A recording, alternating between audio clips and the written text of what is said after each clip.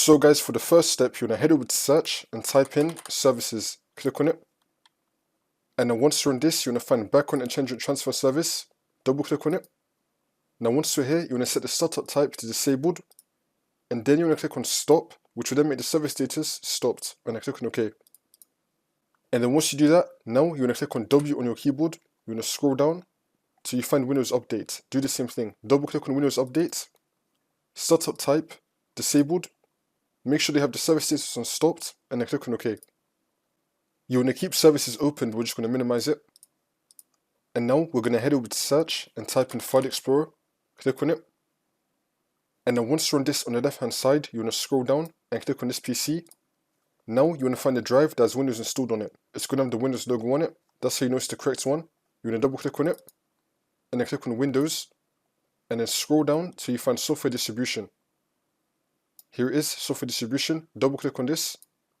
And now you want to delete everything in this folder. So do Ctrl A on your keyboard and then click on Delete. If you get this, click on Do this for all current items and then continue. Make sure that you have nothing in this folder. And then once you delete everything in this folder, now you want to head back to Services. You want to find Windows Update, double click on it. Change the startup type to Automatic. Click on OK. Double click on it again. Service status, Start, which will then make the startup type automatic, service status running, and then click on OK. Now you want to click on B on your keyboard. It will take you to Backward Intelligent Transfer Service. Double click on it. Do the same thing. Startup type, automatic, click on OK. Double click on it again. Click on Start, which will then make the service status running, and then click on OK. Now you want to try do your update again. See if that works for you.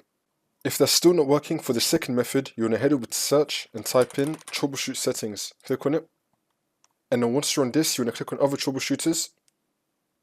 Now you want to find Windows Update, click on Run. Then you want to run this. Once you've run this and it's been completed, it will hopefully fix your problem. And then once you do that, you just want to restart your computer, and then the problem should be fixed.